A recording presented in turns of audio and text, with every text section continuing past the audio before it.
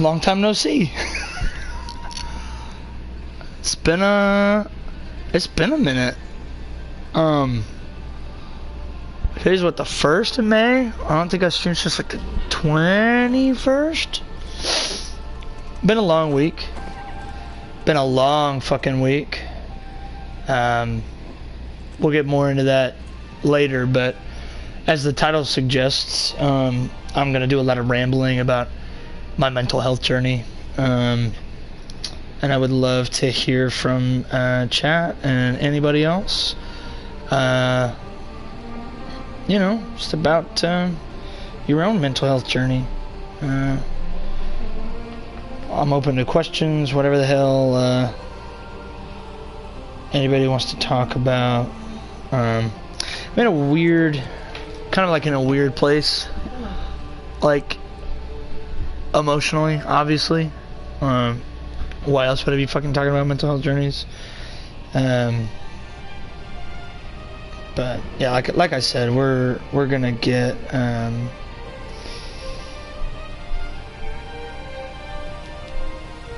bear with. Hey Jake, how we doing, buddy? How we doing? Sort of that sound quality.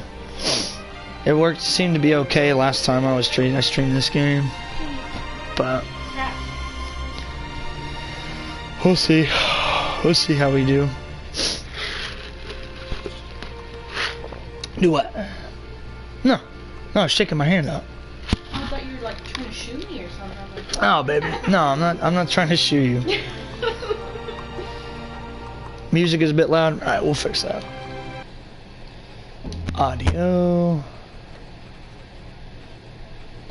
Confirm. Testing.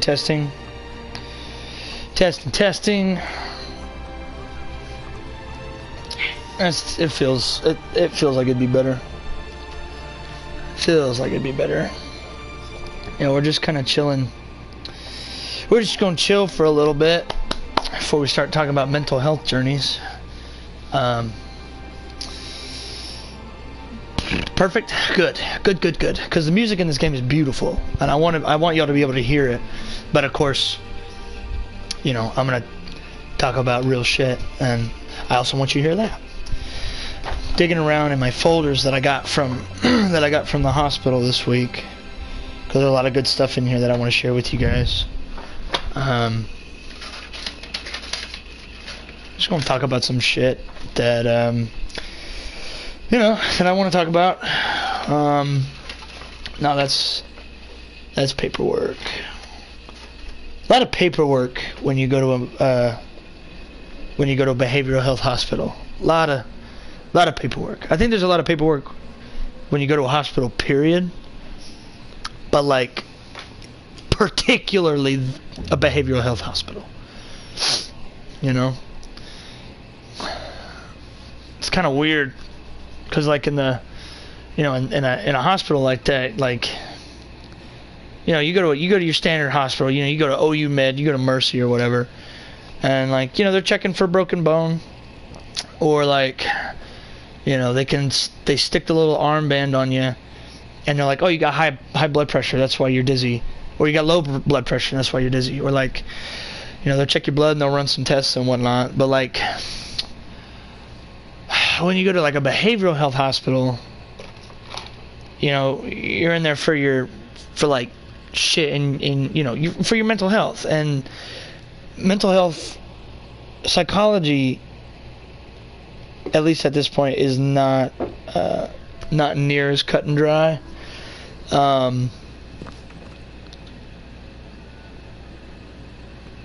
Our brains are so complicated, and like there's just so many, there's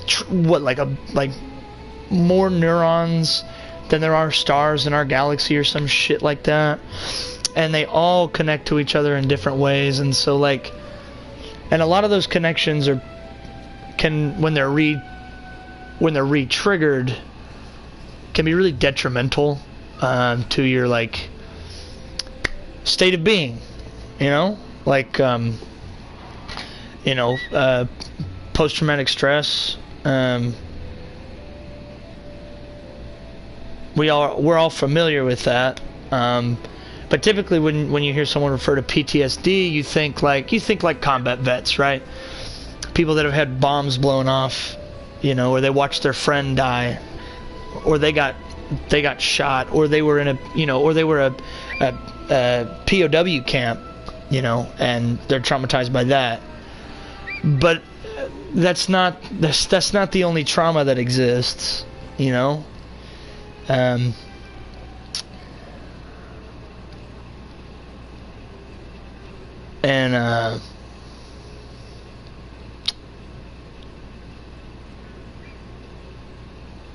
You've got like, you know, you got all kinds of different trauma, you know.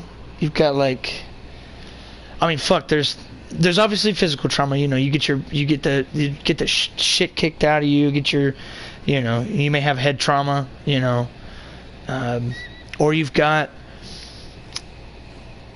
fuck, man. Your house was robbed when you were a kid, and someone had a gun in your face, or you watched your, I don't know, you watched your friend die, or a lot of shit. A lot of different modes of trauma. And I got my fair share. I got my fair share of trauma. I guess like the earliest is probably just getting picked on as a kid. Like you know, long hair. I have had glasses since I was 7. So like I got picked on all the time, you know, and so it like just wrecked my self-esteem and my, you know, and not everybody really like gets how like detrimental, like I'll skip this. I'll go ahead and load the game. A lot of people kind of shake off, like, and I don't like to throw the word bullying around because it's so like, it's so, I don't know, it's just been so like watered down in what it means, and it's like, you know, and it's just kids being kids, you know. There's no way to stop bullying. Like, that shit's gonna go on forever, and so we have to teach kids how to like fucking deal with that and how to like actually like stand up for themselves. And that's not what you're told to do, you know. You're told, you know, go fucking tell a teacher or something, and what does that get you, you know? And it just gets fucked. It's just all that shit gets worse, you know. So that's probably where that started. There was also shit with my folks, you know, stuff in my house. We moved around all the time, growing up in the church and shit. So lots of like closed offishness. I'll let the guy talk.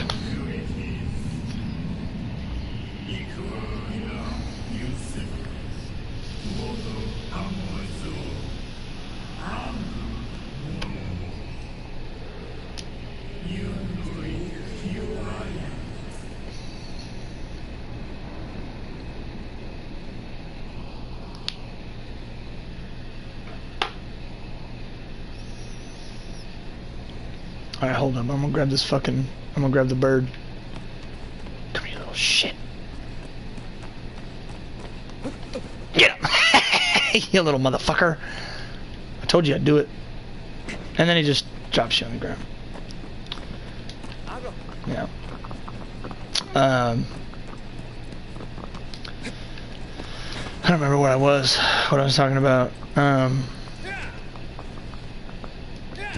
Yeah, so moving around all the time, and like we always move like right about this time I like kind of started to get comfortable, and maybe like I'd have like a friend or two to shoot the shit with, and then the fucking shitty ass conference would be like, hey, time to uproot your fucking lives again, guys. Tough shit. And then we'd uproot our lives and move halfway across the state, you know. It's always fun. Yeah, poor bird. Nah, he's alright, man.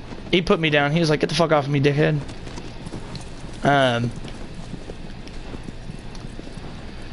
You know, so all that shit started young, and I never got help about it. Like, you know, my parents always talked about therapy, but they never, like, did anything to get me into therapy. And I don't blame them. Placing blame and fault is, like, literally pointless. It's so useless. It's such a useless human behavior. Placing blame. Like, we feel like we need somebody to blame, but it doesn't do us any fucking good. Like, at all.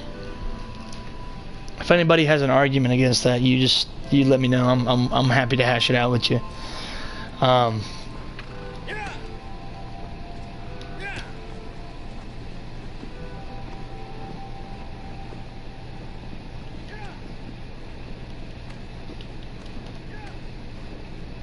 And then, you know, in my through my teenage years, all kinds of crazy stuff. You know, shit with an old girl, and both ended very, very poorly.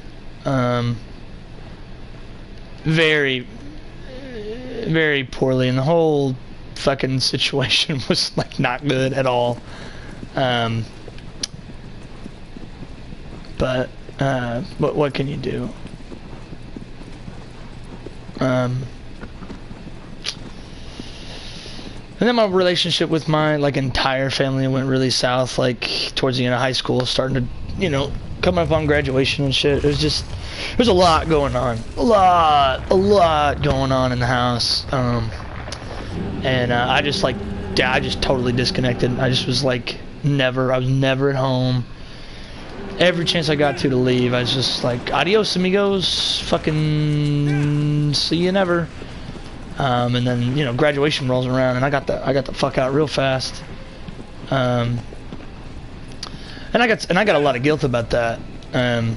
Not about my relationship with my parents part, but, like, my siblings. Like, I feel like I really, like, I feel like I abandoned them there in that house.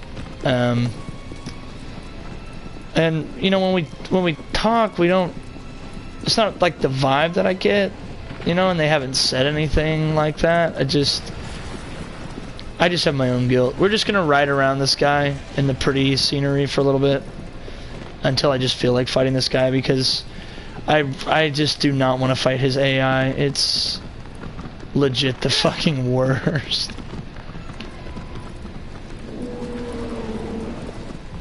He's a cool Colossus, though, this guy.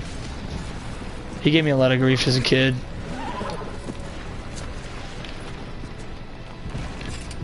Oh, fuck. God damn it. Fucking janky-ass controls. This, my friends, is a fucking clunky fucking PS2 game. Okay. Yeah. There you go. Come on, buddy. Come on. Come on. Come on. Come on. I'm right here. Yeah, run off. Get out of here, Argo. Get the fuck out of here. What are you doing right there, dude? Come on. Alright. See, this is the thing about this game's AI, is that it's kind of fucking dog shit. You'll intimidate him with your extreme levels of disinterest. Absolutely. He'll be like, what is this guy's deal?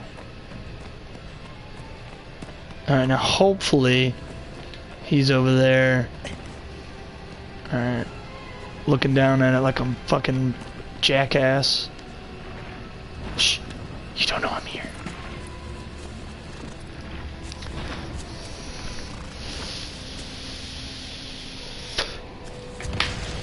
Nope. He's trying to attack something. Come on, dude. Come on. So I'm trying to get him to, like, Bend down in there and look. Eh, there he goes. See, look at this idiot. Watch him. Oh, that's it? Okay. Come on, let me make the jump. Let me make the jump. Oh, fuck yeah, that's right. You have to come up behind him. Come on. Come on.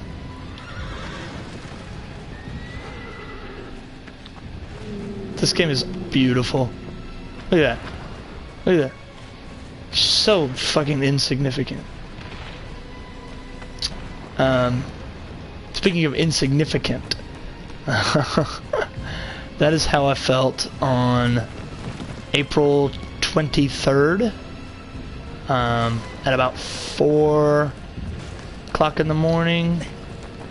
Had a rough night. Didn't sleep, like, fucking at all. And I developed a plan. I was going to take a walk to the I-35 intersection with 2nd Street, like Route 66 and I-35. It's about a 2.5 mile walk from my apartment ish. So I figured, okay, alright, there it goes. So I figured 2.5 miles, that would probably take me, that's probably a 40-minute walk, maybe a little bit longer than that. Come here, you fucking bastard! So that'll give me enough time to, and I'll put my earbuds in, you know, and that'll give me enough time to talk myself down from the ledge, and if I get there and I want to jump, then I'll jump. And when I said that to myself, I was like, nope, nope, nope, nope, nope. We're not gonna go for a walk. We're gonna wake Tay up and have her take me somewhere safe. So I found I just Googled behavioral health hospital near me. Found this little place called Oakwood Springs, about 20 minutes away from the apartment. And had Tay drive me up there. Check myself in. Yeah, I got to the hospital about 4 o'clock. And there's, like I said, there's a lot of paperwork involved. So I sat in the consult room for doing different questionnaires and paperwork and shit until 8:30. Yeah, about 8:30. And about, I guess they brought me breakfast probably at 7:30, which was nice. Some pork sausage and like some eggs. I hadn't eaten shit either. That's part of why I was that's part of why it was such a bad place. So I was fucking hungry. Okay, I'm gonna get thrown off of here. I gotta come back here. Yeah. Yeah. Oh fucking shit. Alright. Yeah. Come on.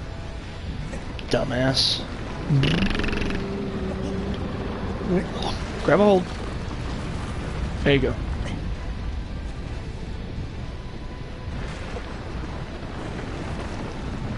Does he not have one on his ass? I thought he had a weak spot on his ass. Maybe he doesn't. If not, that's cool.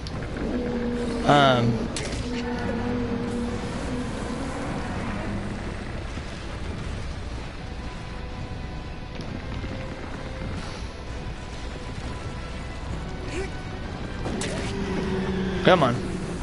There you go.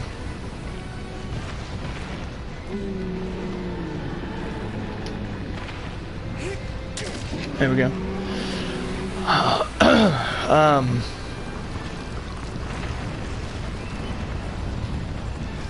Yeah, Jake, we're all at our mentally worst when we haven't eaten. One of the things I learned about is it's called the Iceberg of Anger. And it's all of these other emotions that are, you know, like anger is just the tip of the iceberg, and all of these other emotions like shame and embarrassment and jealousy and hunger and you're tired and all of these things present as anger. Fucking bitch. Come on, just let me kill you, please. Just let me finish it. Let's just call it a day. Oh, he's not gonna let me. I gotta fucking go to his other shoulder. Be the first time I ever killed a monster by stabbing it in the shoulder. That's not true. I've played this game fucking 400 times. I've killed this guy by stabbing him in the shoulder a lot. Oh, I missed. Nice. That's cool. Come on. Fuck.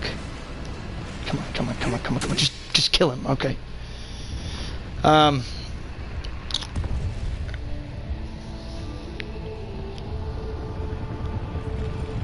Yeah.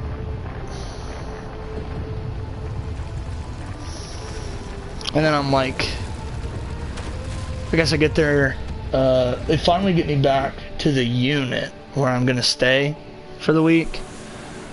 Like, it's probably 8:45. So I walked in the door at 4. I didn't get back to the unit until 8:30. So this is 8:30 in the AM.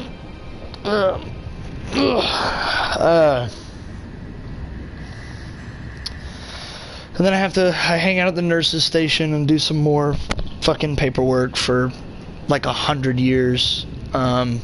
It felt like I'd still not slept at all. I'm just exhausted, and the nurse, they're asking me, questions like, do you like to set fires? Do you shit like crazy shit like that, because I've been calling it a behavioral health hospital this whole time, but that's the medical and professional term for it. But we all know it as a psych ward. That's where I was for a week. And I met a lot of people. Met a lot of addicts. I have never been in a more stressful environment in my life. And the last 7 days have been the most important. The last 7 days saved my life.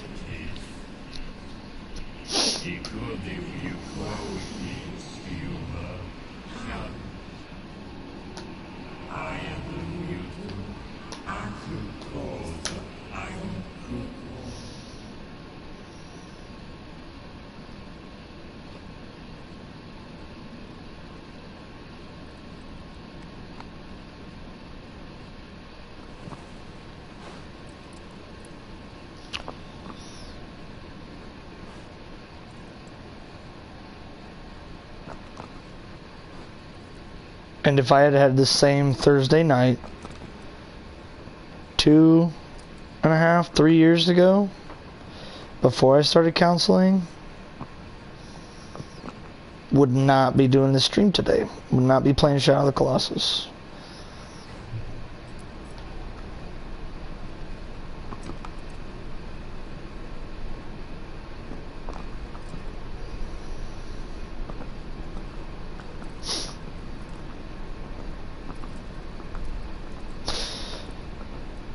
Changed up my meds while I was in there. Worked with the doc to get all that figured out. I had made a pretty drastic change to my medication on April 14th. That was my last appointment with my psychiatrist, like my outpatient psychiatrist that I've been seeing for, almost 8 months or so now. I didn't feel like I felt like we were on the right track, but I didn't feel like my meds were working. And so we upped my bupropion. It's the generic term is Wellbutrin. It's a really, really common antidepressant. It's very, very commonly prescribed for seasonal depression. And one of the side effects of all antidepressants, it's always something to be aware of, is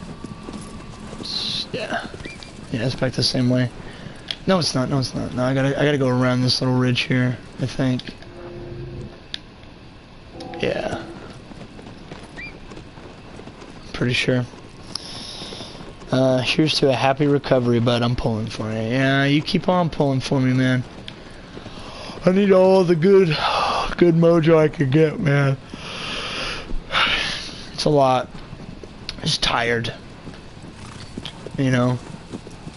So fucking tired. All the time. You know, part of major depressive is you know, some pretty hard struggles with motivation and just getting your shit done and whatnot. So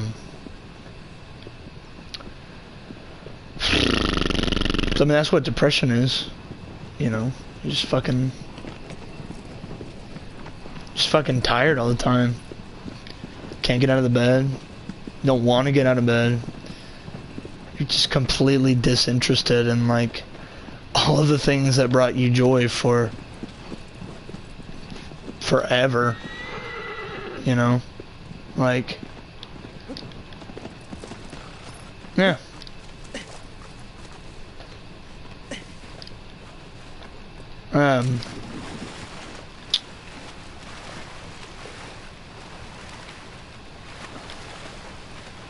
Yeah. Yep. So, we're not done, but I'm gonna move away from that for just a little bit and give myself a breather. But the moral of that story is, ask for help. It's okay to ask for help. You don't need to be ashamed. You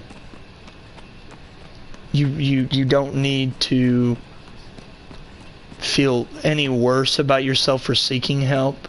I promise you, you're miserable enough. I sure as shit know I was. I am. You know, I'm on the right path, but I'm still pretty fucking miserable sometimes.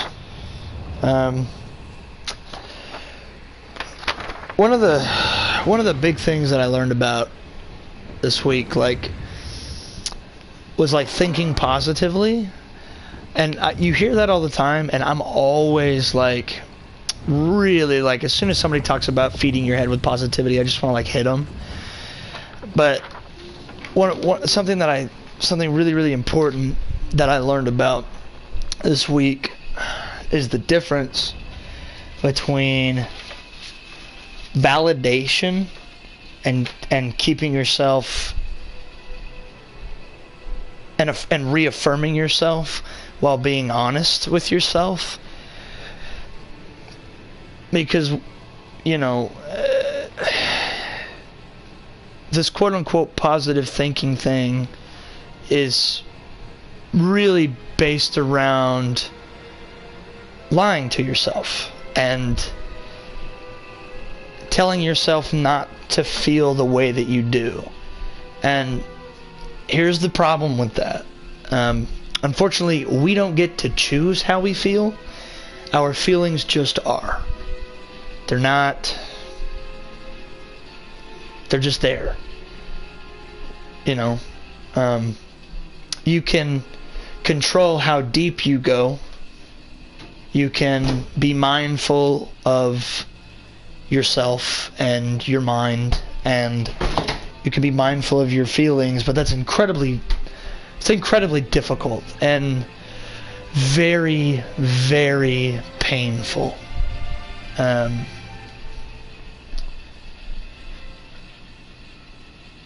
that's how it is for all of us. I mean, like, I'm not unique in that regard. Really, yeah, I'm gonna go over those in a minute, but I'll read you my favorite one first. So, what's the guy's name? Hold on, let me look at my shit.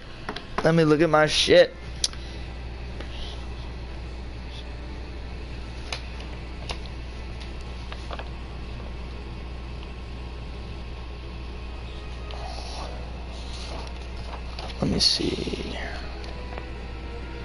Yeah. Oh yeah. So like, when I say purpose, I'm not looking for like, I don't mean like, oh, you're gonna be a fucking doctor. That's not what I'm looking for. You know, like,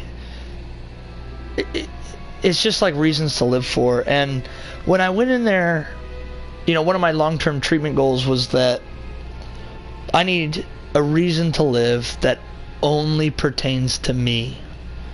Like, doesn't rely on, you know, another person or another being or about anyone else. It's just me. Because at the time, the only thing that kept me here was Taya and my animals.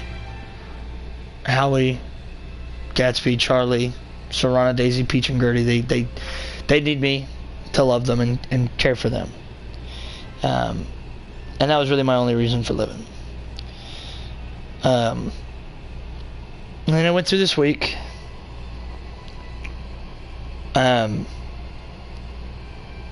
And realized that my reason for living has not changed. Only my perspective on it has shifted, if that makes sense. Because my reasons for living are Taya, Howie, Gatsby, Charlie, Serrana, Daisy, Peach, and Gertie. The difference is that it is about me. It is for me. I look after them. I have to be here to feed them and water them and make sure they have a roof over their heads. But they love me. And I keep them around for that reason.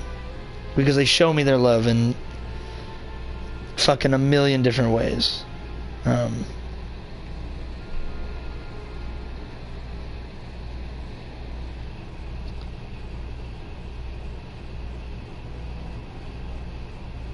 Million different ways. And that is more than enough reason to stick around. More than enough reason to stick around. As miserable as this shithole planet is, thanks to the human race, it's worth sticking around.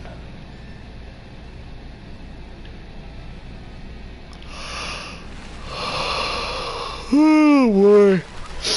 Yeah, it's not going to be a very long stream. This is just kind of like just checking in, letting you guys know that I'm like still kicking and stuff. You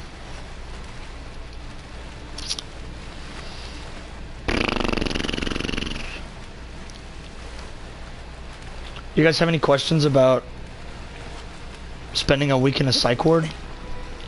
Maybe we can shift gears to some comedy.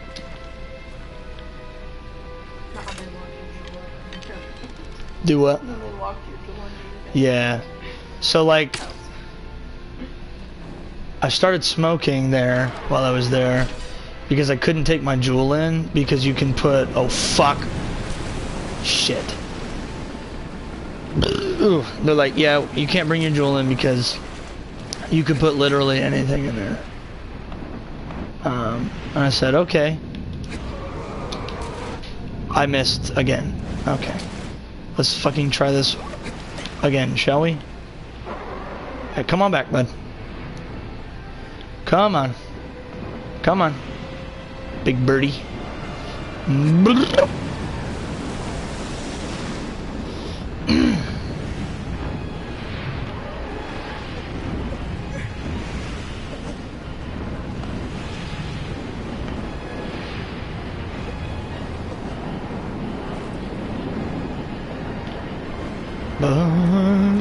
Oh shit. Get him. Get him.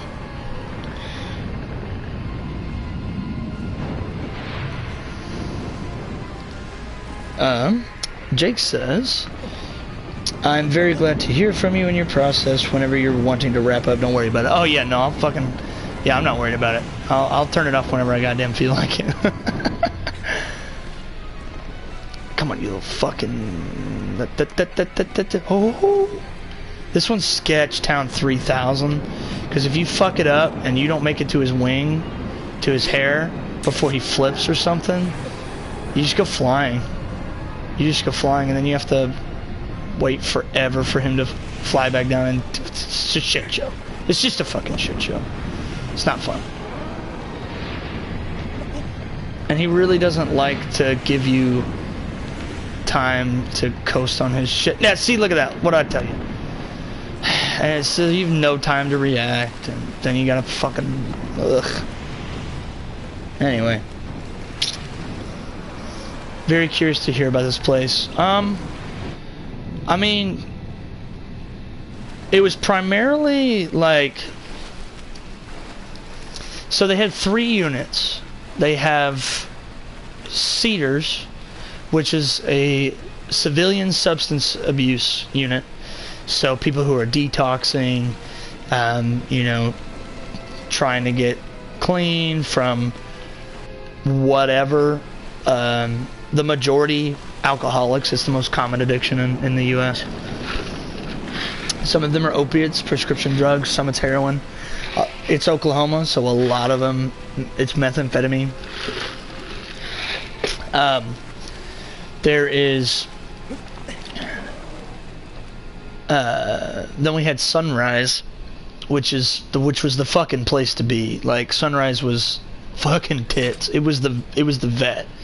It was the veteran and first responder unit. Oh, I hit him? Oh my god. I can't believe I hit him first try. So they get a lot of special privileges, and I moved over to Sunrise on Sunday night because some drunk asshole was starting fights, and they were like, nope, you don't get to be in the cool unit anymore. And I mean, y'all know me, I'm a chill guy, I'm gonna go with the flow. And I was like, yeah, sure, I don't fucking care, I'll move, I don't mind. And I was really glad I did, because I met some fucking... Oh, no! No, fucking bitch! Let's try this again. Yeah, I met some lifetime friends in there, man. I gained a lot of wisdom about being a human, about being an addict. Yeah. I did some grieving. Not everybody respects how Taya and I feel about our animals, and it's bothersome, but fuck them, you know? I don't need them to validate my feelings. It's just, my feelings have literally nothing to do with anyone else except for me. So, oh shit.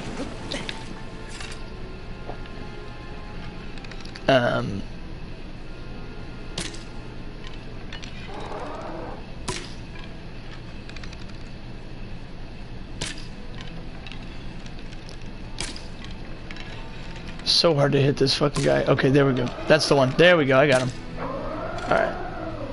Come on, fuckboy. Let's do this.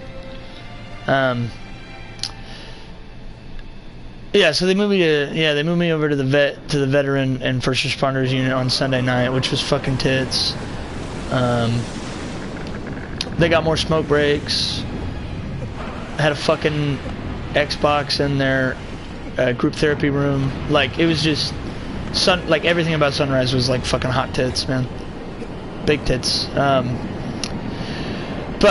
when I got there on Friday, and then for the duration of Saturday and most of Sunday, I was in Meadows.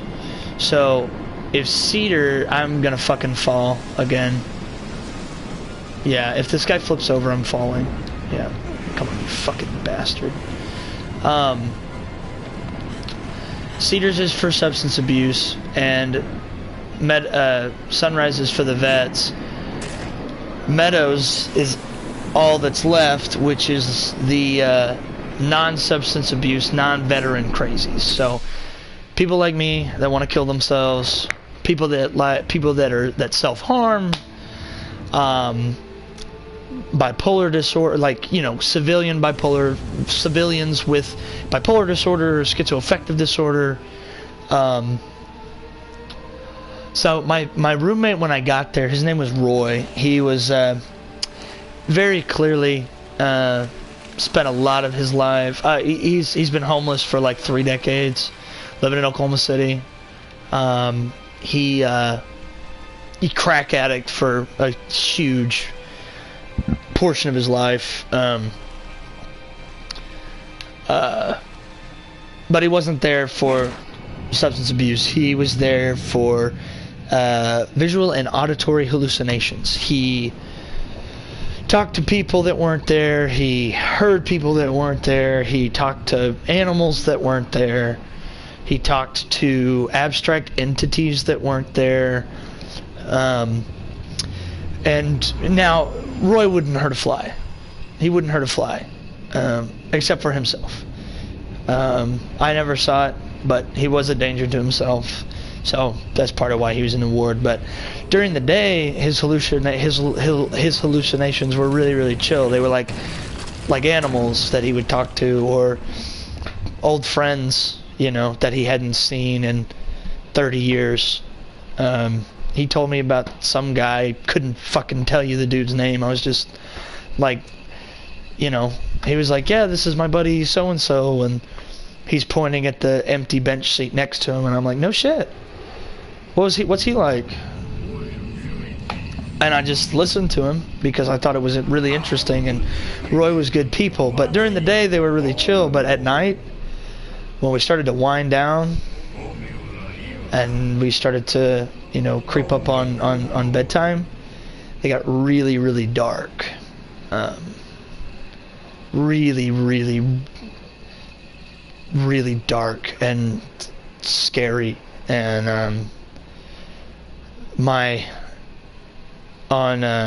the first night wasn't so bad, like Friday night, like he was kind of mumbling in his sleep.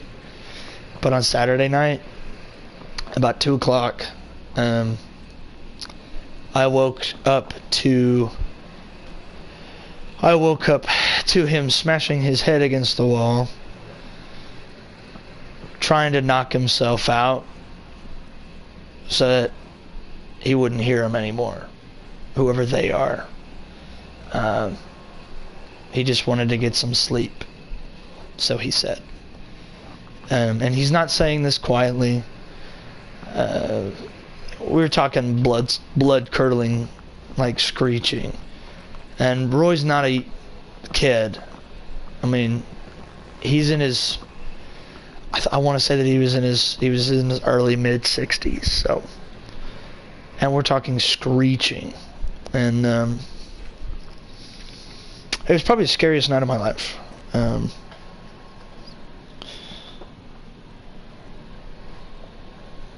Yeah, it was terrifying. And the PCAs, they're kind of like, if you see the guys, if you watch like old movies about psych wards, it's the guys that are in all the white clothes, and they like grapple people to the ground. They don't fucking do that shit anymore because it's cruel and inhumane.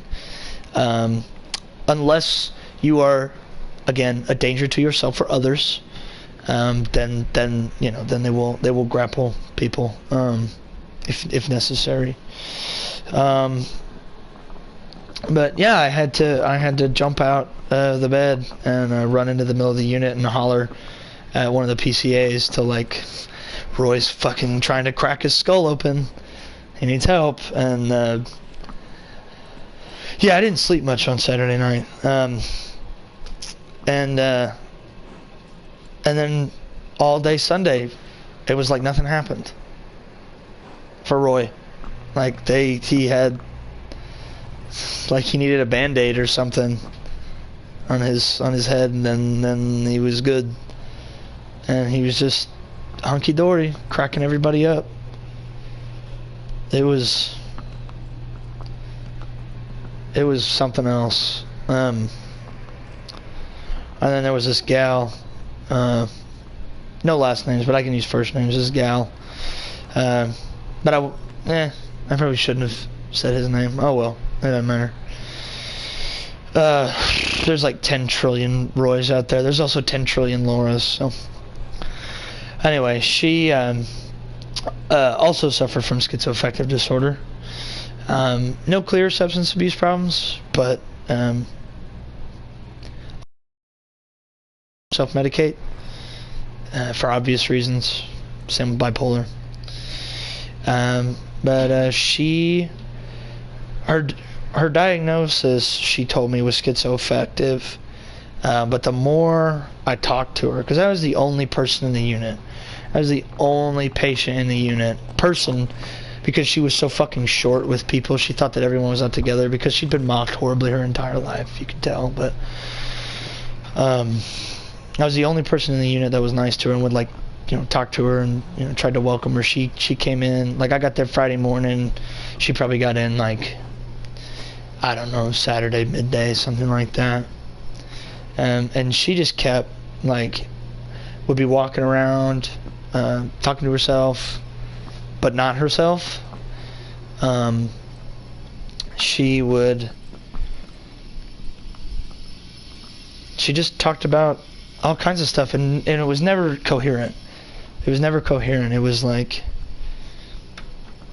I don't know, she would say, like, man, I gotta get to school in a little bit so that I can finish pouring the concrete. Like, stuff that didn't, like, she didn't say that, but, like, that's what we're talking about. That's what we're dealing with. I just interacted with her and tried to remind her that she's real. She very much struggled with that. She talked about that a lot in group. Not feeling real, and I can relate to that. Not to her degree. I don't struggle with the same disorder. But that like needing someone to remind you that you're real is, oh, it's weird. It's a weird state of existence. It's a weird feeling that we all experience at one time or another. If we don't, we're just not old enough yet. It's like, if you've never felt that way, give it some more time, and you'll know what I mean. You'll know it when you feel it.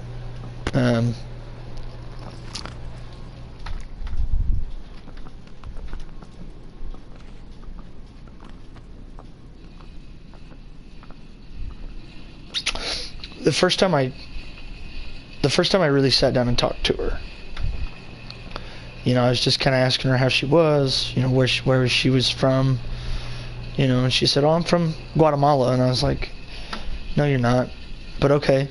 I didn't say that, obviously. I just said, "Okay." And then she told me about her family and her fucking tribe in Guatemala, and I just listened to her. I said, "That's really interesting. How big was your tribe?" And she told me how big it was. And I just talked to her. Fuck, I just talked to her like she was a person. But not long into it, she was like, "I feel like you're mocking me." And I was like, no. I didn't. I mean, it was this really, like, it hurt my fucking soul when she said that she thought I was mocking her. I'm like, you're telling me that no one has ever genuinely asked you how you are and genuinely listened to you tell your story, even though your story may or may not be what happened in my reality. That doesn't mean it wasn't real for her. It's not physical, it's not tangible. Her genes don't fucking come from a Guatemalan tribe. I don't even think that there are any, like, indigenous tribes left in Guatemala. It was something. It's just something else. Like, I've never. If you guys are in chat, I'm like pacing around my apartment, just thinking. Like, that's why Wonder's just standing there with his fucking sword out like an asshole. What was I thinking? What was I on about? It was just sad. It was just so sad that she doesn't struggle enough. Like, she don't struggle enough. You got people that ridicule her because she's not in her right mind, because she needs help, because she has a chemical imbalance in her brain, and from what she said in group, it appears as more trauma than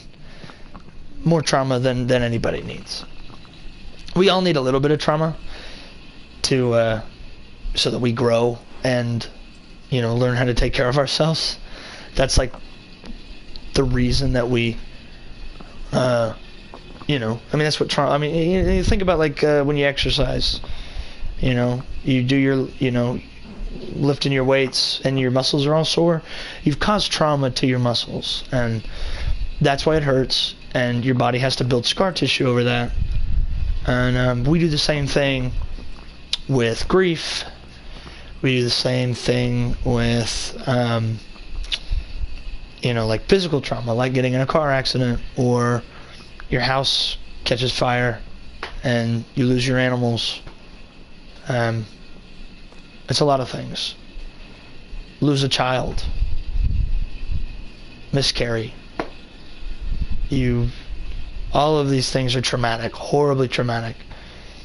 People don't always see it that way, because the average person has quite the misunderstanding of how trauma works. A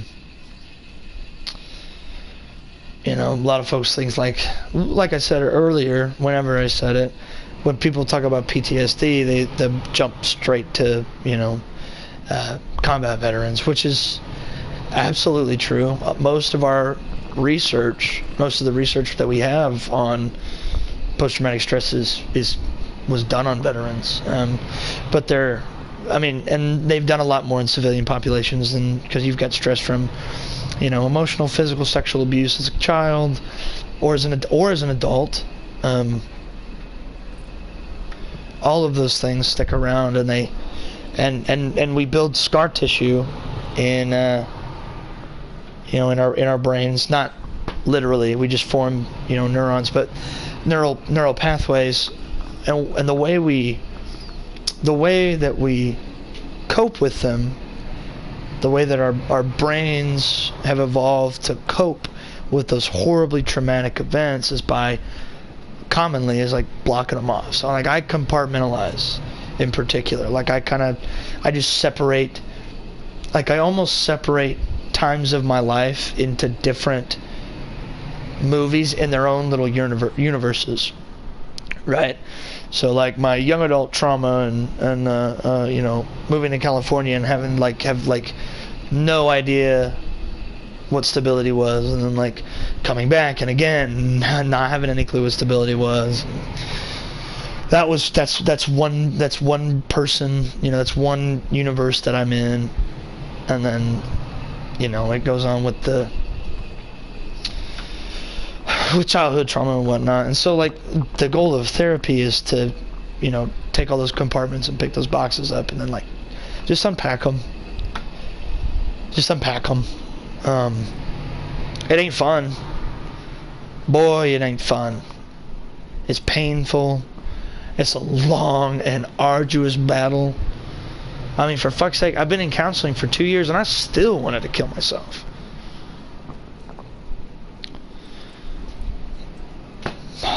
It's hard. This whole fucking thing they call life is hard.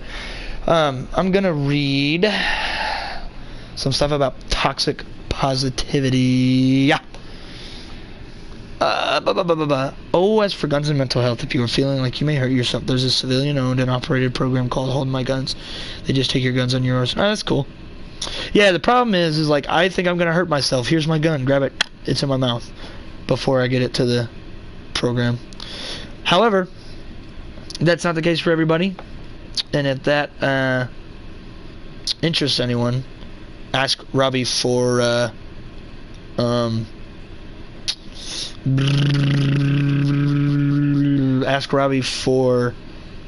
more information about that, because I don't know what he's talking about.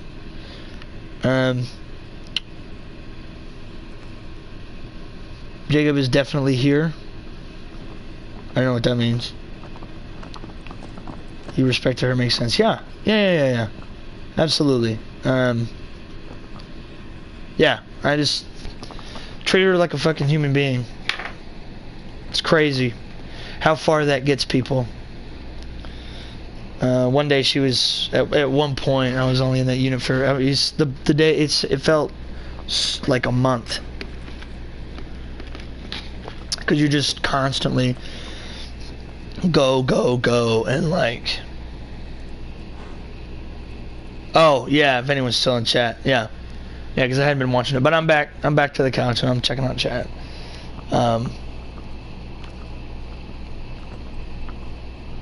Yeah, she was just having a rough day. She was like, I was drinking my coffee at like 6:30 in the morning, right? Because they wake your ass up for vitals at like 5, so anywhere between 5 and 6, and I never managed to go back to sleep afterwards.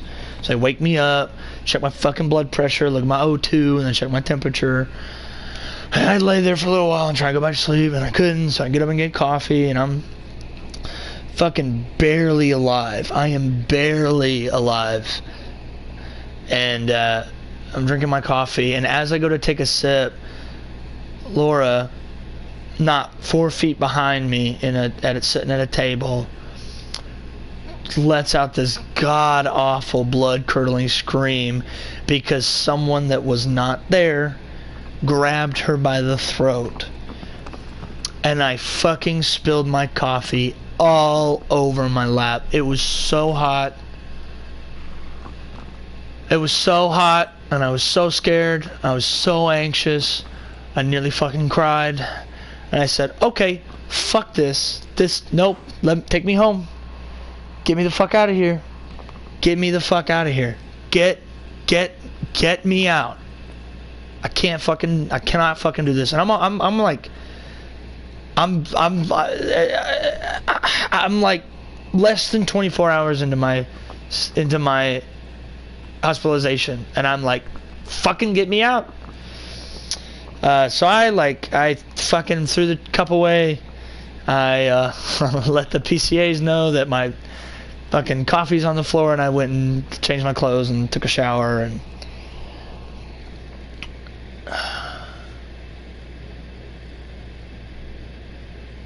I didn't let the PCAs know about the coffee. I let the PCAs know about her. Because, not that I needed to. They fucking, as soon as she started screeching like that, they came running, but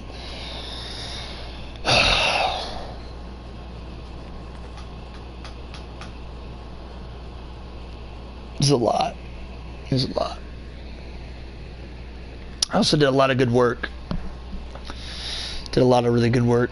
By the way, hi Colin. Thanks for coming by. I read your chat and just totally ignored you were here. Good to see you, buddy.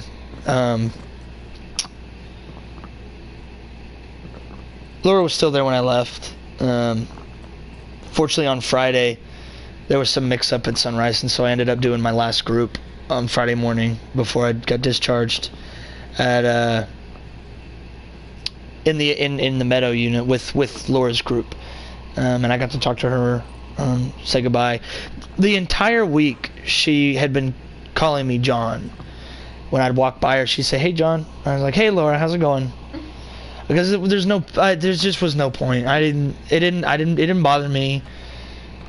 Every time I walked by, she lit up and got a big smile, and I was like, "Hey, Laura. Hey, John, are we going back to school today?" "I don't think so, but I think we got group therapy in about 15 minutes. She said, "Oh, okay." And I just keep on, just. And it was really cool, and I like enjoyed talking to her. It was just really, really stressful. Really, really stressful.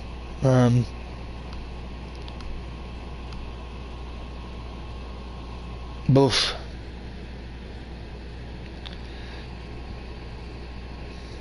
Yeah. Exactly, Jake. Exactly. There's like this. It's all good. She's calm.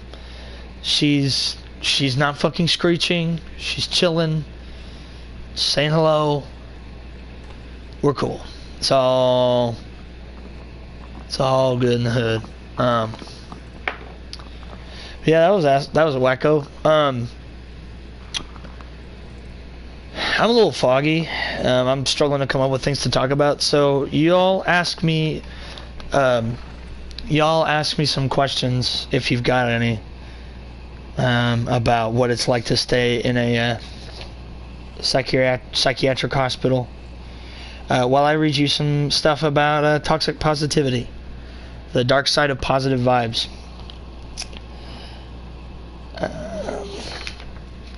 Yeah.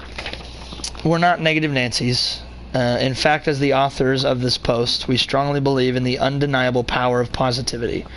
While there is certainly something to be said for having a sunny disposition on life, it's also possible to overdose on the sickeningly sweet nectar of platitudes such as everything is awesome.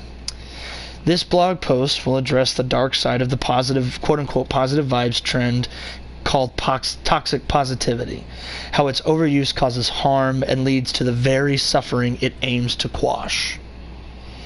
This is a quote from Mark Manson, from his book, The Subtle Art of Not Giving a Fuck, a counterintuitive approach to living a good life. The quote is, everything worthwhile in life is won through surmounting the associated negative experience. Any attempt to escape the negative, to avoid it or quash it or silence it only backfires. The avoidance of suffering is a form of suffering. The avoidance of struggle is a struggle. The denial of failure is a failure. Hiding what is shameful is itself a form of shame. He's not wrong. She's not wrong. So, how do we define toxic positivity? The book definition is the overgeneralization of a happy, optimistic state that results in the denial, minimization, and invalidation of the authentic human experience. So, you know, it's that shit like, just don't think about it, man. It's all good. It's like, no. No, it's not all good. No, it's not all good. I'm fucked up over here, and you telling me to forget it, to not think about it, makes me want to punch you. And it invalidates my feelings. It makes, or it could be worse. Or there are children in Africa starving.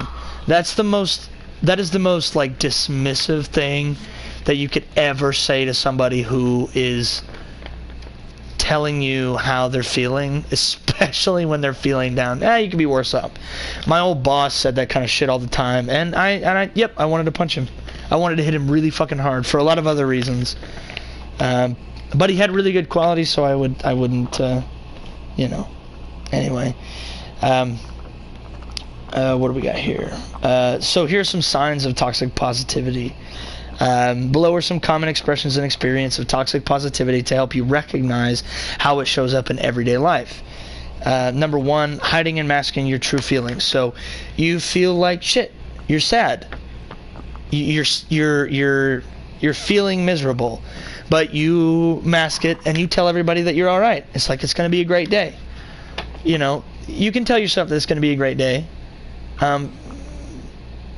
but don't ignore the fact that it started out rough. Remind yourself that it's okay, that some mornings start out rough.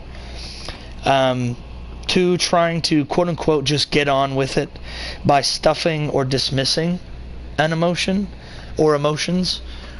So dismissing your sadness, dismissing your frustration with your partner or your parents or whatever, dismissing that you just don't feel 100% today, and that's okay. Like, you couldn't be 100% every day, otherwise, like, I don't know, you'd have to eat a lot more calories or something. Like, our bodies, our minds we're just not built to be 100% of the time. We aren't that efficient, goddammit. So some days you have 100%, but a lot of days you've got more like 12. You know, and that's all right. You just gotta give that best version of yourself. And if it's only 12%, it's cool. It's all right. Just give that 12% to whatever you got to do today, and it's better. It's way better than nothing. Something is so much better than nothing.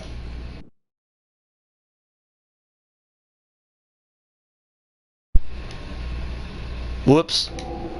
That probably cut out. Yeah, it did. My controller turned off. I've been sitting here idle for so long.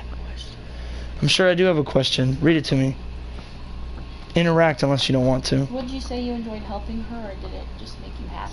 Yeah, no, I definitely enjoyed talking to her. Like, I genuinely enjoyed conversating with her. And Roy. I loved talking with both of them. They were crazy as fuck. They were so batshit crazy, and I loved them. I loved their presence and their energy. They had bad times. They needed help. They were there to get help. And they had their moments of weakness.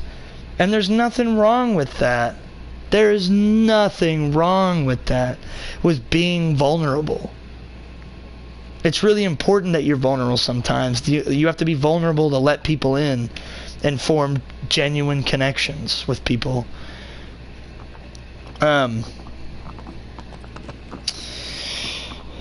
Nope, not wrong. About like the toxic positivity thing? Yeah, no. Invalidation is one of the worst things that can be taken from human interaction. Yeah, in people are pretty quick to invalidate other people's feelings.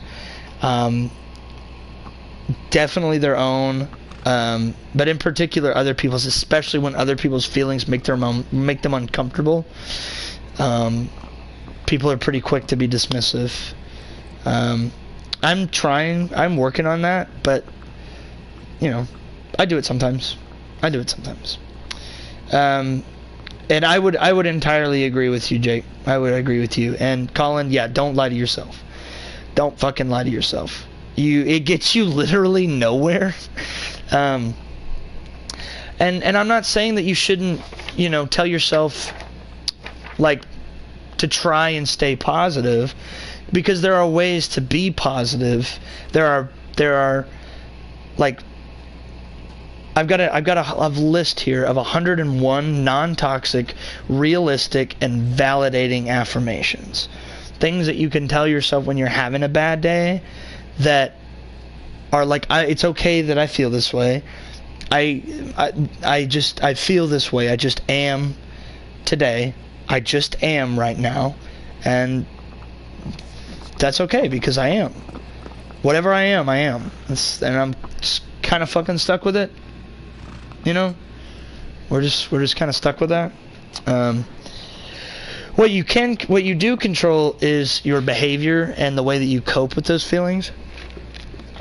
And that's where things like yoga and social interaction and reading and exercise and your spirituality, all of those things come into play. Like I did some yoga today out in the, I'm in an apartment. I don't have a yard, but there's a really good patch of grass to the left of our building that I did some yoga in today. Really, really calmed me down. You got some new medication. Medication helps. Don't just go take your friend's fucking prescription pills. Go talk to a doctor. And be aware that it is not the end all be all.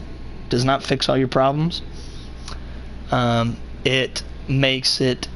It helps to bring your symptoms lower so that you can get a handle on them, so that you can reach up and grab them.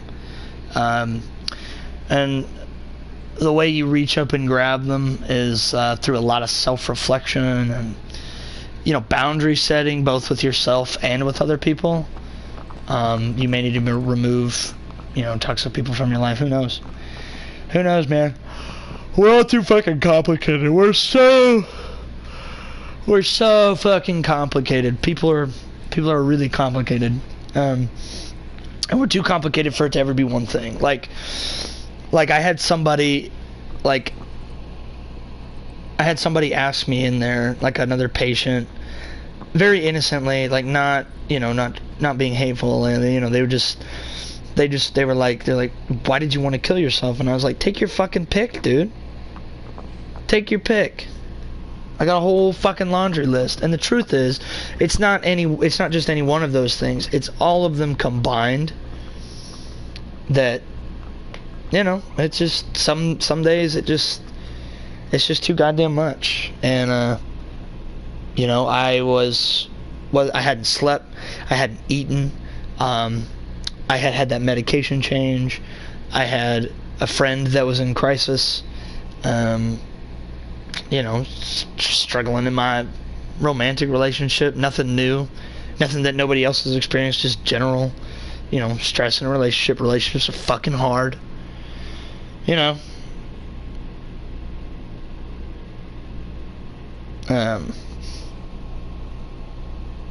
it all just culminated, it's the straw that broke the camel's back kind of thing, 100%. It's always the straw that broke the camel's back. It's never like, even people with an illness that are just easily triggered, there's still,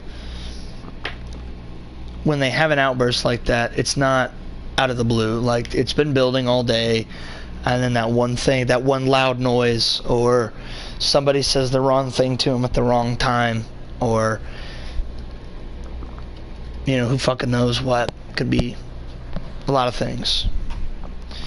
And it just sets you off. It just sends you over the edge, man. Yeah.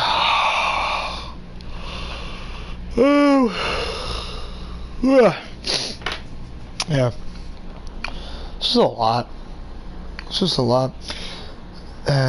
Being able to interact with someone with mental struggle sounds fascinating. Sharing a room with one is a different story. Yeah, it's a different ballgame. It's a different ballgame. It's fun. I mean, Roy bought me a fucking big ass Reese's whenever I got there on Friday, as a welcome gift. It's the little things, man.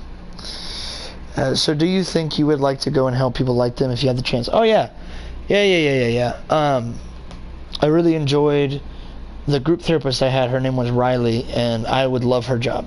I would love to do her job, and run the groups like that, and kind of, mediate and share a little wisdom, and try and coax people's feelings out of them, because that's a therapist's job. And I do mean coax. I don't mean probe and dig and force. You don't want it. That is detrimental to the therapeutic process. Just coax. Ask people the right questions and that kind of thing. I guess we could go fight another Colossus. But this will be the last Colossus. I'm pretty tired. I've been doing a lot of therapy like all week, and now I've talked for an hour and 15 about like wanting to kill myself and stuff, so I'm pretty fucking tired. Oh man. Yeah, so I made a joke similar to that when I was at the nurses station when I first got there, and I landed myself in a one-on-one. So there are different levels of supervision that they have, like depending on like your risk factor. And because I made that joke, and I said something along the lines, they asked me, will you be looking for anything in the hospital to hurt yourself with? And I said, well, I really need to go to the bathroom. Is there anything in there that's quick and easy? And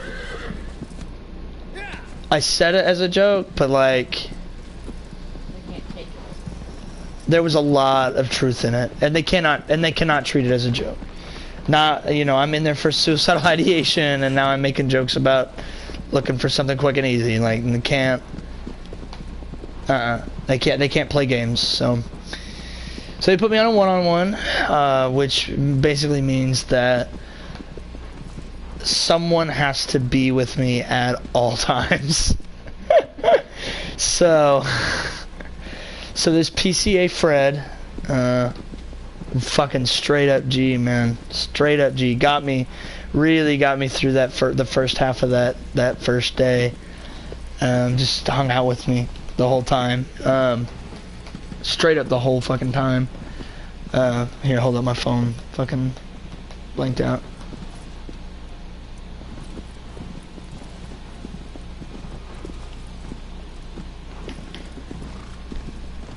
Okay. Do you have any gripes with the experience you had? Like, did they violate privacy with anyone? No.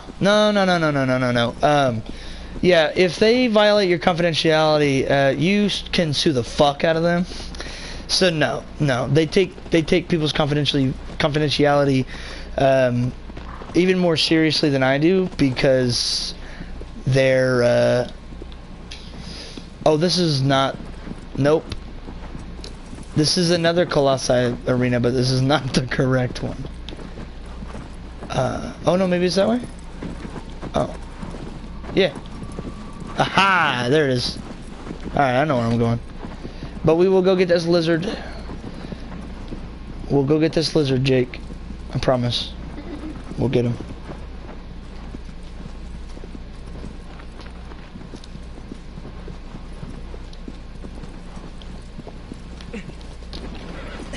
You little bastard. Yeah, he's fucking running off. Fucking piece of shit. Come on. Okay. Application will expire in 15 minutes. Why? Why? Fucking shit. Fucking shit game. Gatsby, can you chill? Little buddy? Just left.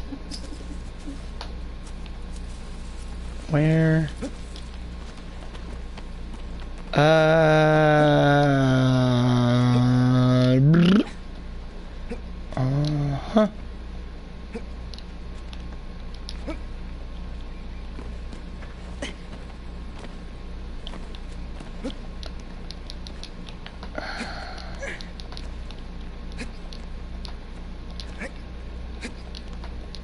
Alright, you stupid little bitch.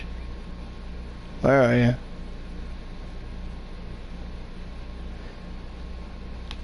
Oh, there he is.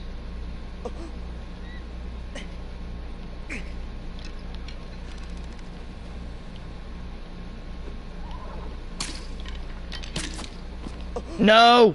Fuck!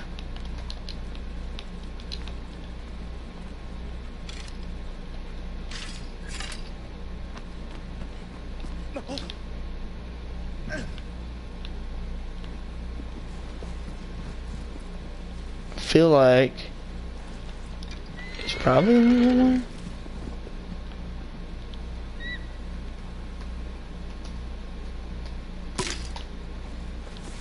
There you are. Got him. Oh, what the fuck? Dumbass. Oh, hey. Yeah, I just shot his tail off. Bye. I'm glad I didn't have to kill you.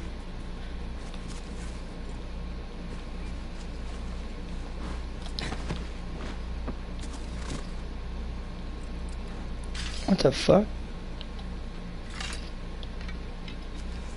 Look at that dude.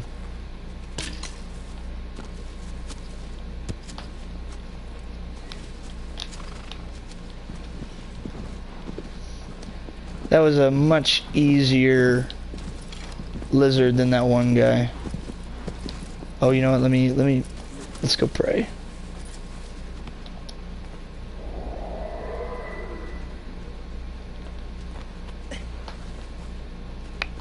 Coolsies.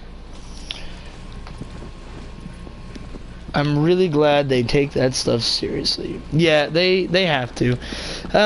I filed a complaint about one of the nurses that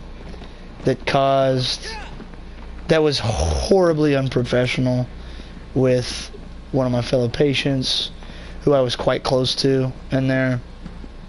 A lot of his struggles were very similar to mine. So we got along really, really well. He was in his late 50s. He's still there now. He's got I think he's there until mid-May or something. Yeah, I was quite upset with how she treated him. Now, he was acting a damn fool. He was acting a goddamn fool, but he was upset. He'd missed some doctor's appointment fucking thing.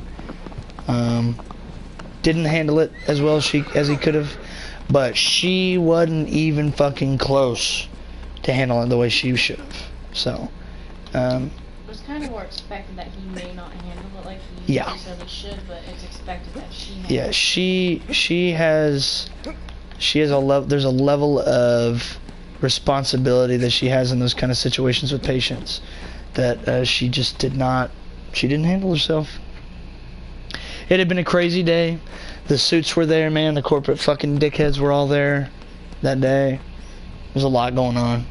A lot of yeah. It was a lot. It was a fucking lot.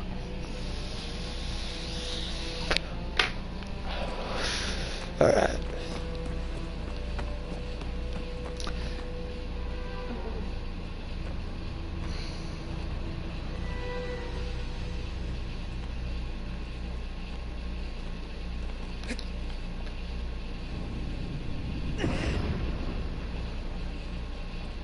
Yeah, bullshit.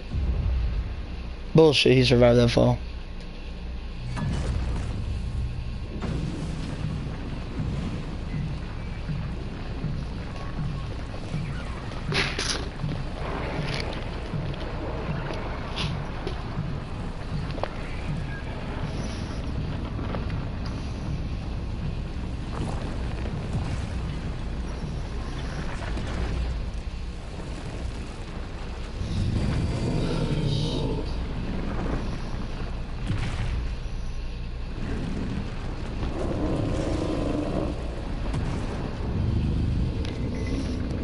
Yeah, he's very close to me.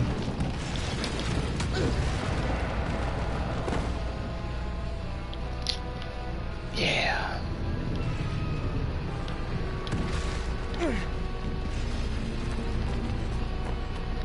So we just kind of have to run through here and like hope that he doesn't fuck me up.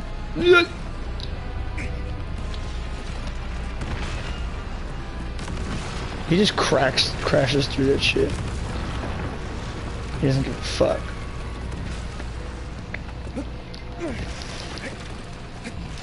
The nice thing is that I've played this game so many times that like a big part of this game, the first time you play it, is just figuring out what the fuck to do. Whoa.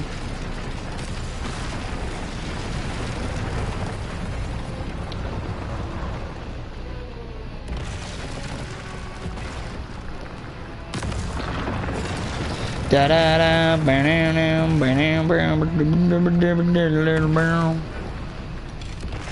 come here, stupid. I'm gonna shoot you in your hand, dummy. Come here. Psst. I'm under here, stupid. Watch him. Watch this retard.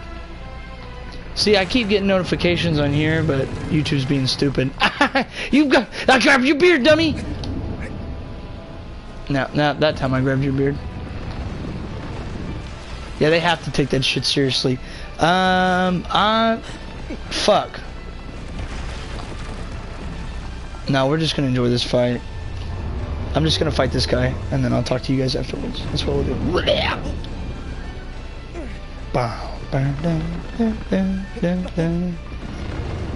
Yeah, alright, dude. Okay, dude. Chill. Chill. Oh.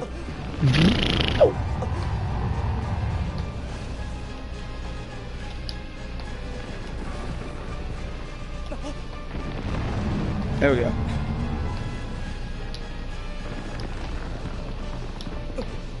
Fucking piece of shit. Oh, like you have to do it like right in the window because if you started early, they fucking. No, you little. Oh my god. Okay. I'm gonna stand on your head.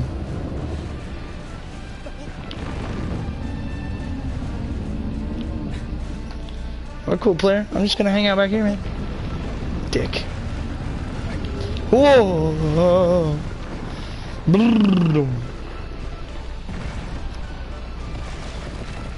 Alright.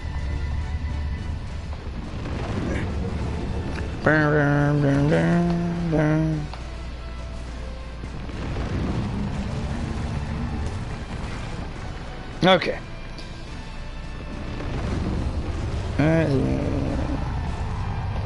This is my favorite part of this game. That happens when you're game sharing a lot, switching primary between multiple consoles. That's definitely the kind of thing I'm curious about. Cool, you can report stuff like that.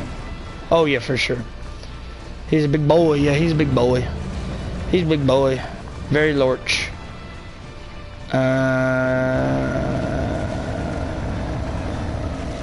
Merely stubble. Oh, you guys are fucking retarded. I'm just gonna fight the guy. Oh no. Quit shaking me off, man. Dude, chill. Hey, relax. I'm just trying to kill you. It's no big deal. This guy's fucking swole, eh? Fucking swole.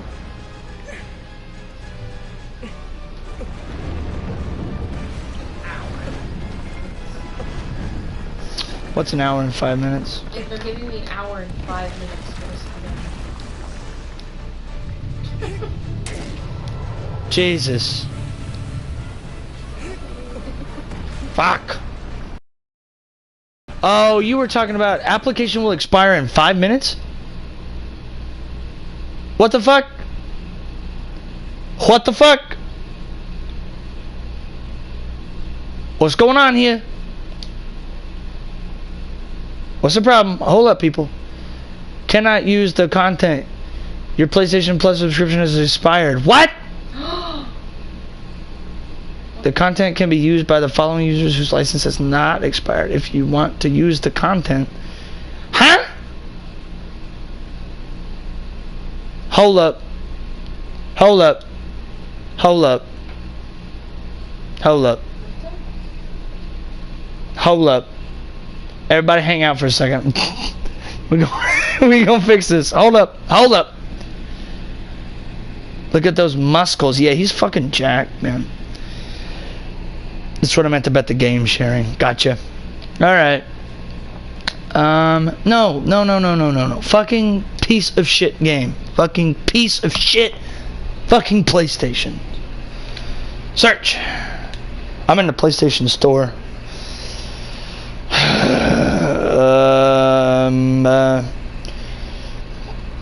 I am just gonna get the 1 month right now. Yep. Wait, there's something in here. Yeah, don't worry about it. I'll get it out of there. I'm gonna buy Republic Commando soon, and that'll be fun. Remove from cart. Piece of fuck. Oh my god. Oh my god. Oh my god. Oh my god. Okay. Fucking. There we go. Shit.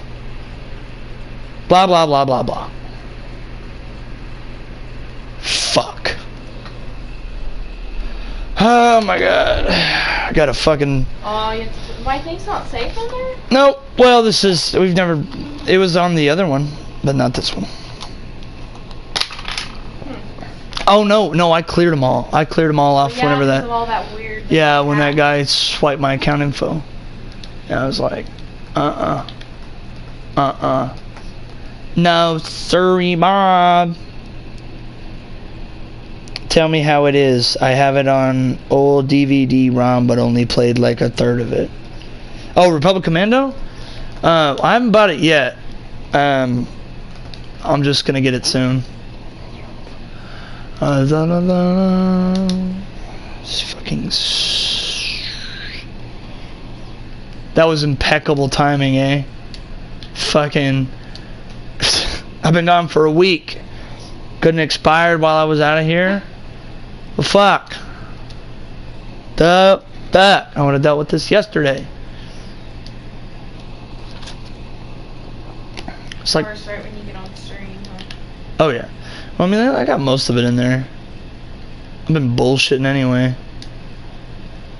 Oh hell no! I'm not fucking with any of that shit.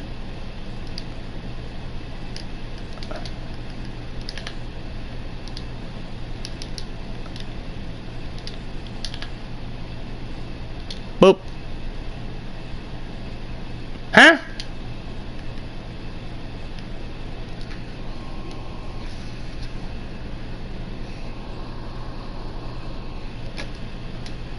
Fucking shit game.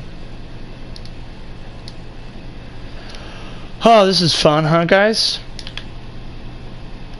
Waiting on me to put in credit card information. It's fucking. God damn it.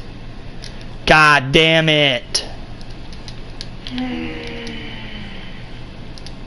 What are you upset about over there? I'm doing an exam. Ew. For that computer class garbage? Yeah. Huh? What do you mean, motherfucker? Hold up. Hold up, people.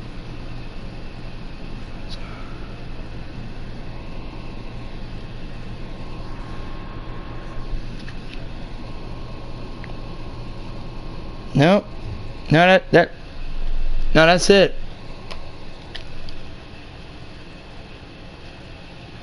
Uh-huh. Uh-huh. Mm-hmm. Mm-hmm. Uh-huh. Got that. Yep. Expiration's right. Fucking... What's the word on the CVC? Oh, look at that. I entered it right.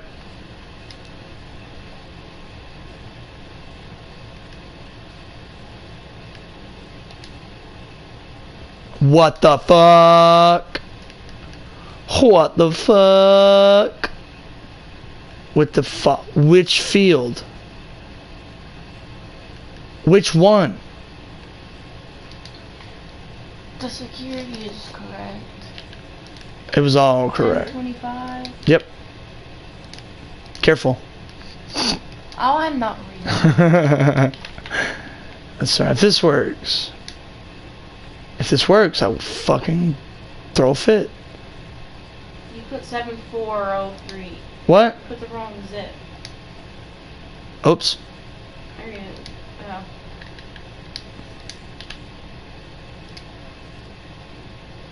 There you go. Thank you, babe.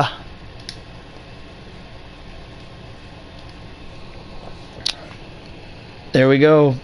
Back at it again with the white vans. Taya for the win.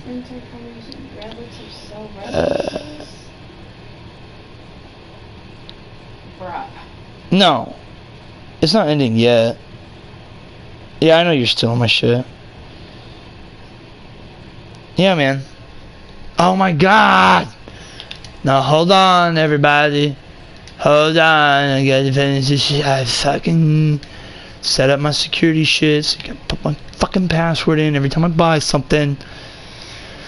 I did that on purpose and for good reason, but it's still annoying. 2 seconds.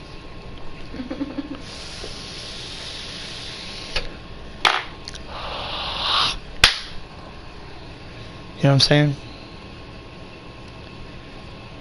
Jake says thank you.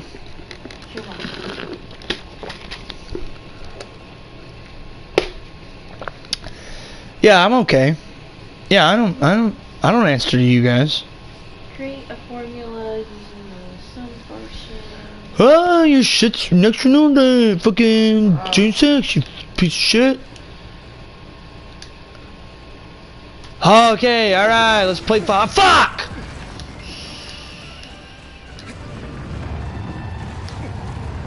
That was scary. I was like... I was fucking... Come on. What? Hunt the fuck? Oh no, oh no, oh no, oh no, get away. Run. Fuck. Jesus.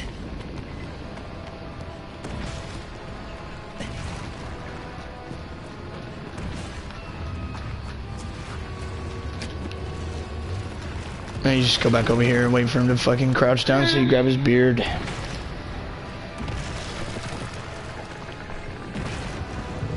Yeah, you are, Jake. You're exactly like that. You are the guy that does that shit. Oh, I'm Jake, and I like fucking crap people's grammar and shit. Oh, God damn it. No! Come here. Come here. Yes, sir. Grab that big, beautiful grandpa beard.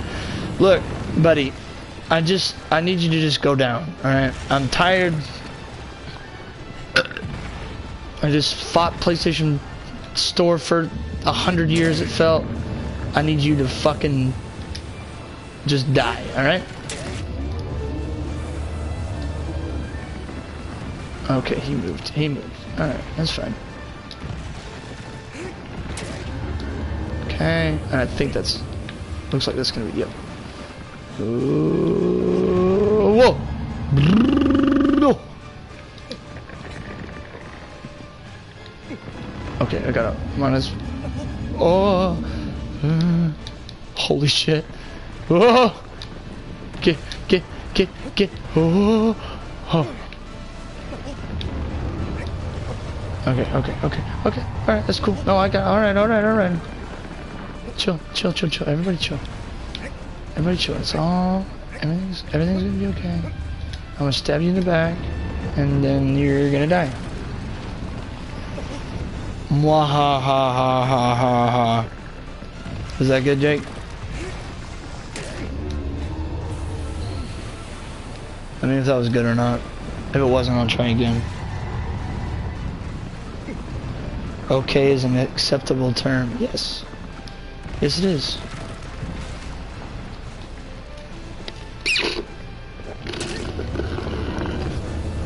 Thanks, Colin. I thought I did a pretty good job.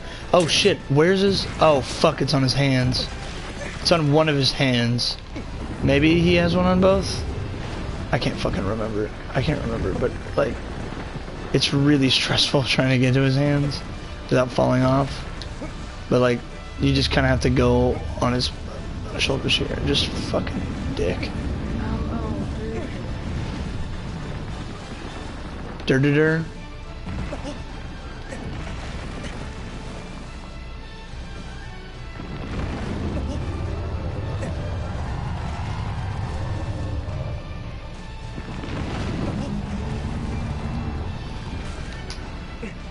What are you saying?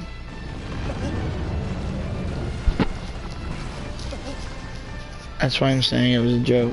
But I'm not winning this argument, so I'll bow out now. What argument?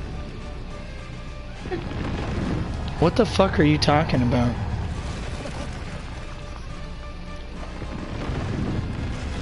Are you guys... What are you... What? I am missing an important piece of this puzzle. Does nothing make sense? Grab it! Yes! Okay. Okay, you fucking bitch. Oh, what, you don't want me to stab you in the hand? Fuck your hand. I missed. I was too far. I hate this game. Come on! Talking to Colin. Alright. Okay, that's cool. No! Come on, you dick. Just get stabbed, dude.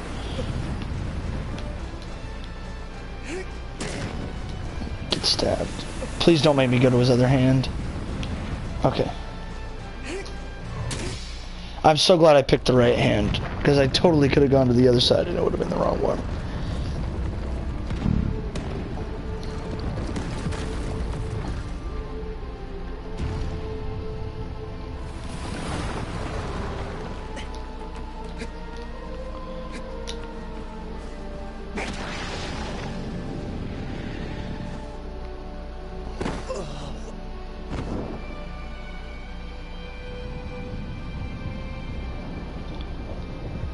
Nice and warm. Oof.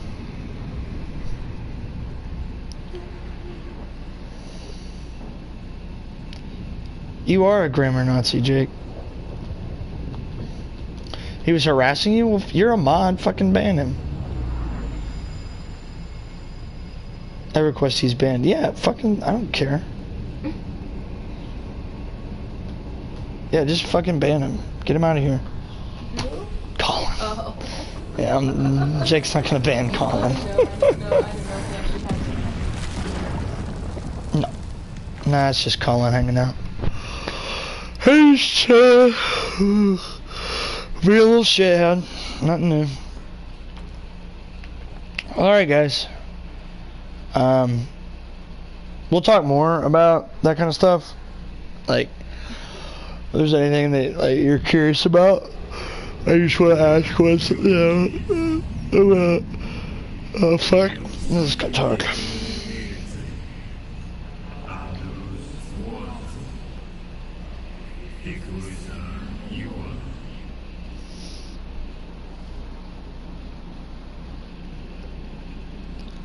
Yeah, we'll definitely, well, next time we play Shadow of the Colossus, whatever that is. Shadow of the Colossus seems to be a really good, game for me to vent on. Like, just, over the course of one stream, just do like 3 of the Colossi and just talk about what the fuck ever. Sounds good. If I do that, I could stretch this. Oh boy, I could stretch this stream out for another week or so. I'll start the Bloodborne back up at some point, but don't expect a whole lot from me right now. I start my partial hospitalization on Monday, so I'll be back at the hospital from 9 to 1, doing group therapy and checking in with my psych every day and blah blah, all that crap. It's a lot. And I'll be really fucking tired all the time, so you know, I won't fall off the face of the earth again for a while. Appreciate you guys hanging out, appreciate you guys listening. This is always fun. Today, maybe fun's not the right word, but definitely definitely a good one. Definitely an important one. Okay. Fuck RL. Are you crazy, Colin? Hell no. You were the chosen one! It was said that you would destroy the Sith, not join them! Obi-Wan. Obi-Wan. Gridiron is here for a couple days if that interests you. The fuck is Gridiron?